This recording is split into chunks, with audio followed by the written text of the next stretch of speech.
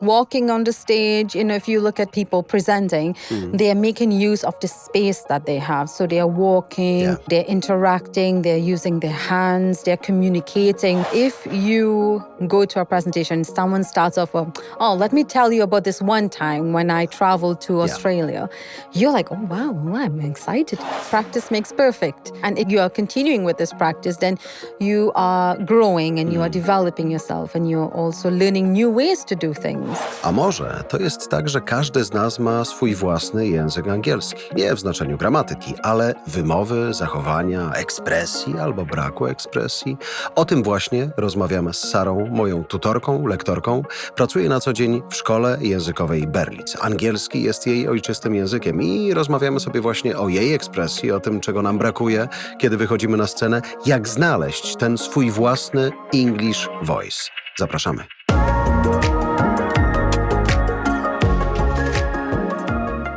So we are sitting here at the studio for a few episodes and discussing English, but we have a few types of English. Yes. Polish English, yes, British English, yeah. and American English, and maybe from whatever in the word, Canadian English, yes, Australian Canadian, English is close to British. Yeah. The Australian, it's very similar to the British. So be ready to help me find my own English. Yeah, that's why I'm today. here to help you. In which today. way I should to try? Whichever way which one you feel more comfortable with. British? Maybe British, yeah. Okay, would be great. So you want to speak in a British accent today? Let's try. Which part of Britain? Great Britain, yeah? Maybe Manchester. Manchester. Is it hard for you, even for you, to understand people from that part of England? Absolutely. Different parts of Britain, you have different dialects, different accents. So sometimes you, as a native English speaker, I'm listening, even if I'm watching movies, I have to have the subtitles on because I really don't understand sometimes. Yeah, it's quite difficult sometimes. The words that they're using, they speak very fast or they're not pronunciating their words. So you're like, what did they just say? And you have to have the subtitles on. It's mandatory. It will be helpful Else for I'll be myself. lost. Yeah. Okay. Yeah. Even Sarah was looking at that kind of movie with subtitles, so Yes. it will be very helpful.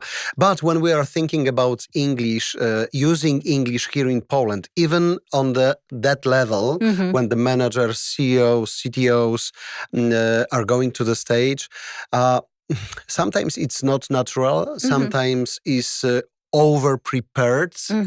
In which way we should be Paul on stage using English in very natural, professional, and easy way. Yeah. So they are over-rehearsed. So they are trying to remember everything verbatim, word for word.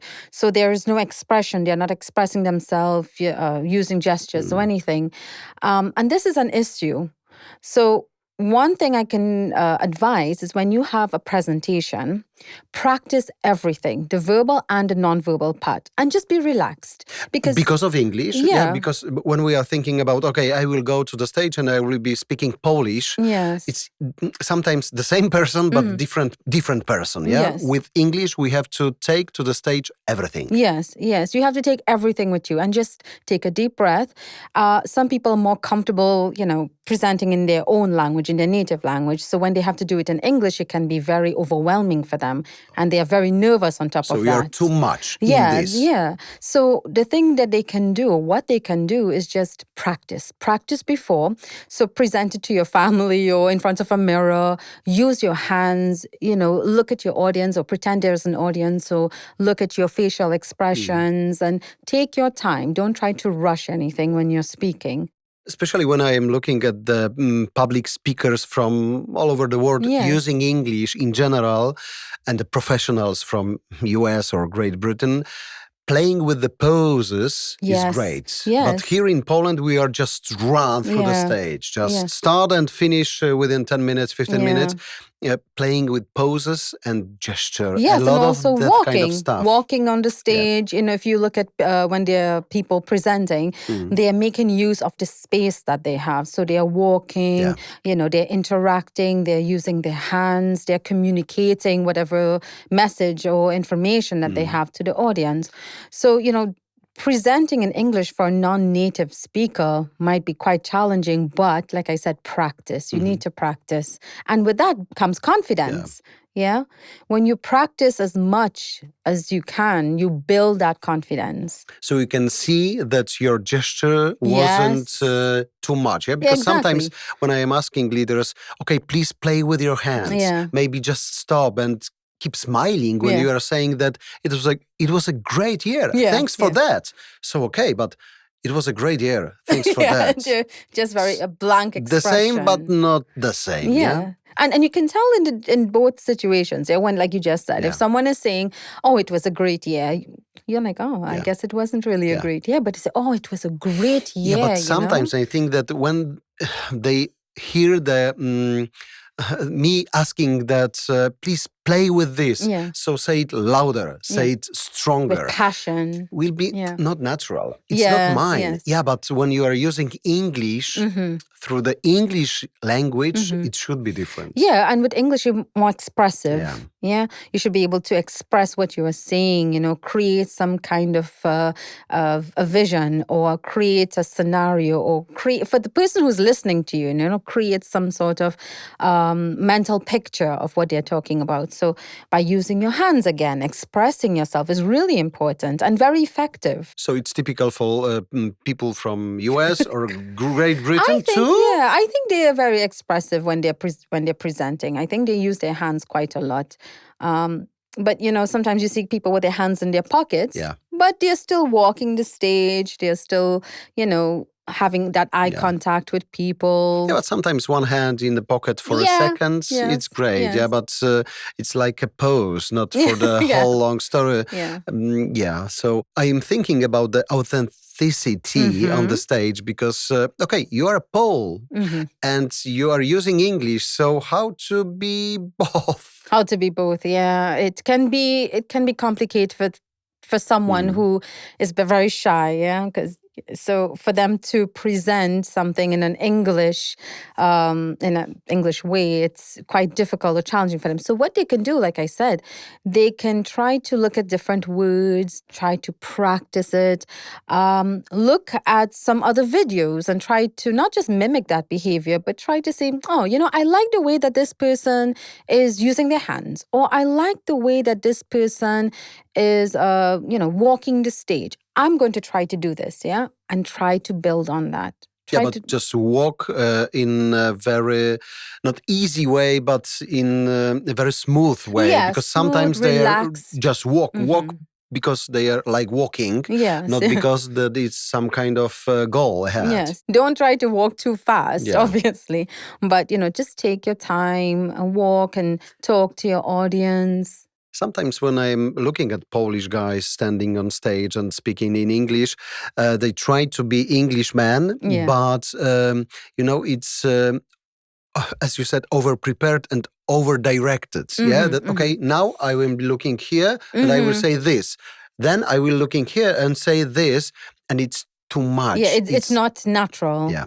You have to know your personality as well. Yeah, as a person who is very expressive. When you're talking or you're presenting something, especially in English, you have to use the gestures. You have to grab the attention of the audience. And for some people, like you said, it's not natural. They don't feel like, if they do this, it's not them. Maybe I saw it in the movie, but I'm on stage. But looking at you, when you try to explain something, everything is explaining. So I think that it will be not too much, especially when you are on the stage. Maybe out of the stage will be much more natural to be so overexpressed when you're discussing on the backstage. But on stage, the stage is pushing you to that kind of behavior. You have to own the stage, basically, You have to own that stage as a presenter. When we are preparing to speak English on stage, sometimes the same sentence in Polish is long. English helps us to prepare the speech through very short sentences, one by one. Yeah, very succinct, just a very what you want to say. Because even in translation, one word in English can have like 3 different words, or it can be the opposite as well, yeah? But in English, you have a very beautiful way that you can just formulate that sentence, very short, very exact. Of course I will. So, when you're addressing your audience, for example, you say, okay, sometimes you start your presentation with a joke, or you start your presentation saying, oh, hello, my name is Sarah, and today I will be presenting on building your confidence, yeah? And that's it. Very short, building your confidence. But in Polish, it might be something a little more extra. We want to know how to get a little more complicated than that. Yeah? When I'm preparing and thinking about our today episode, when you are preparing the speech in English, sometimes one big word is helping you because in English, it sounds better. Somebody told me, I know what you want from me, but in English will be better. In English, everything sounds better. Oh, it sounds beautiful. Yeah? Much more beautiful. Because of the words that you're using, you give a very clear description of everything. So you have very fancy words. You said, hello, I am Sarah, and I will try to teach you bigger self-confidence. Yeah? And that's the point you're going to down with the intonation to the dot. And it sounds like professional sentence, but in Polish, cześć, jestem Jarek, dzisiaj spróbuję wam opowiedzieć o tym, jak być bardziej przekonujący. Sounds, like, okay. It's like 3 sentences. Yeah. So it doesn't sound too too professional. Yeah. In English, that's the thing. You have so many ways to say the same thing. Yeah, maybe in Polish as well. But in English, you have like we said, to introduce yourself. You can say, okay, so today, Sarah, myself, I will be presenting on a specific topic. Or today, guys, unfortunately, you're here with me today. You crack a little joke or something like that. And even this, today, guys, you're talking to the audience from the Polish perspective. Yes. Sorry for the generalization. We are thinking that, it's our audience. But so when you are speaking very natural way, okay, today, guys, so it's building some kind of connection with them. Of course, you have to have that connection. It's very hard for us sometimes to standing on the stage and trying to, okay, kochani, sometimes we are saying kochani. Yes, it's not guys. Yes. I think that English in that way helps speakers. Yeah, because like you said, you want to have that connection with your audience, and depending on what your presentation is about as well, and depending on who your audience is. If you have professionals or it's a very formal meeting, you will address them differently.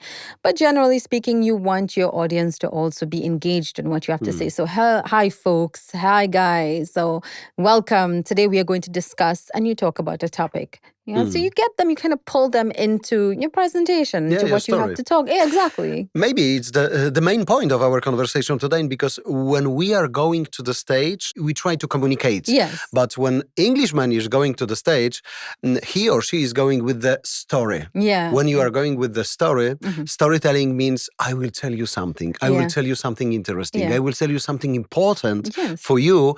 And you are playing with everything around. Storytelling is so vital, and it is so interesting because you get that attention of your audience, yeah? For example, if you go to a presentation, someone starts off with, let me tell you about this one time when I traveled to Australia. You're like, oh, wow, I'm excited to hear what he has to say. Even the sentence, once upon a time, it's open everything around. Yeah, you're interested, you're intrigued, you want to know more, what happened next, yeah?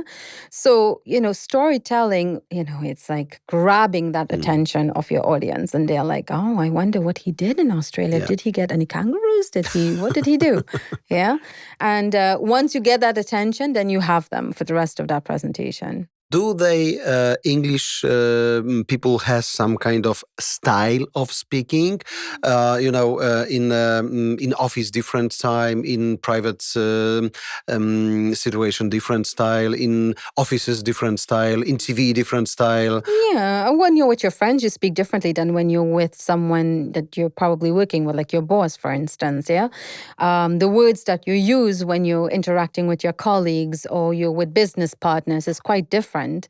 the language, your body language, everything changes. Yeah, and depending on who it is, of course, that you're interacting with. So when you're with your friends, you say, "Hey guys, what's up? What did you do today? What's going on?" But with your business partners, you'd be like, "Okay, let's discuss. How was the weekend? Did you spend it with your family?" It's a little more professional, a little more, rigid on that end. Because I'm thinking about the English words, sentences. Yeah. They are very helpful to build maybe greater story, because sometimes when we are thinking even about Polish words are longer, sometimes you have to use a few words to say the same in one word, one big word in English. Oh, yeah. We have a lot of vocabulary words. Like when you join our Berlitz English course, you will see the list of vocabulary that we have. It's so many beautiful words. So, I just express myself by saying succinct, yeah? Succinct means like to be exact with something. So sometimes, you want to sound very sophisticated. So you might say, "Oh, I will be very succinct in this meeting." Instead of saying, "Oh, I'm going to get straight to the point," succinct. Just have one word that you can use for, to just get to the point straight, yeah? Some other examples that I have, that when you want to shorten a sentence compared to like Polish, where you have many, many words in that sentence. Let's say you're meeting someone for the first time and you just say, "Nice to meet you." And that's it. Or "Same to you." Very short. If you're looking at it from a very professional point of view, you can say, "It was a pleasure meeting you." Yeah. So you have different examples of formal and informal. Yeah, I'm thinking about the great year in our company. Yeah. And even if when I will try to say it in Polish, to był świetny rok. To był ważny rok. Okay. In English, if you say it was a beautiful year, sounds professional and emotional. Yeah. The word beautiful will be dedicated to that situation. Oh, you can say it in was Polish, an extravagant year. Oh, maybe, even when we are discussing about the data. Yes. So then what does that translate to? Yeah. Świetny, dobry, it's okay year. It's saying an extravagant year, fantastic year, exceptional year. Take a look on these words. Exceptional, extravagant, great. Yeah. Everything sounds great. And it's easier, I think, sometimes in English when you are putting that kind of words. Try to describe something and using few words, different words, like putting here and here and here and here. It was a great, exceptional, beautiful, fantastic. And everything sounds, that your audience is waiting for something big from your side. And they're like, "Oh, I love that word that they use to describe it, beauty or beauticious or something like that." We have so many ways that we can express ourselves with language, And like you said, these words, they create an impact on someone. So when you say something was exceptional, something was exhilarating or fantastic, you feel like, "Oh, wow, that impact was quite strong." Even when we are thinking and speaking about body language, it's the language, body language. In Polish, we will say, I don't know if we have that kind of sentence, to maybe a few words to describe the same situation. So as you said in a previous episode, that everything speaks. Yes.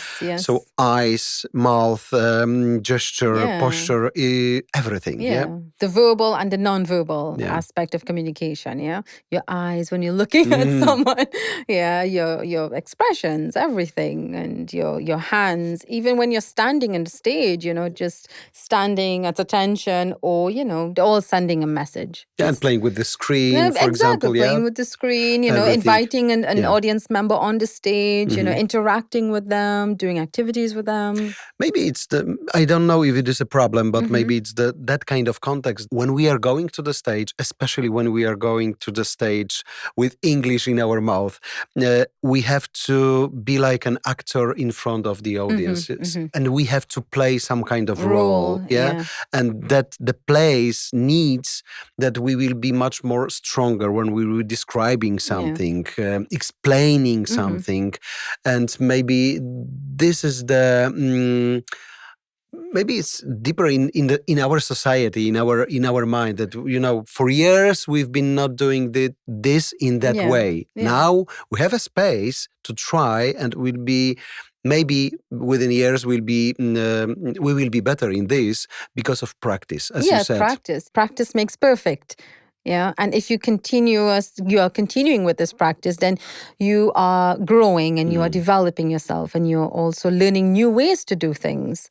Yeah, because that exposure that you get from watching others or observing how people do things differently, even when they are presenting in English or speaking in English or interacting with other people in English.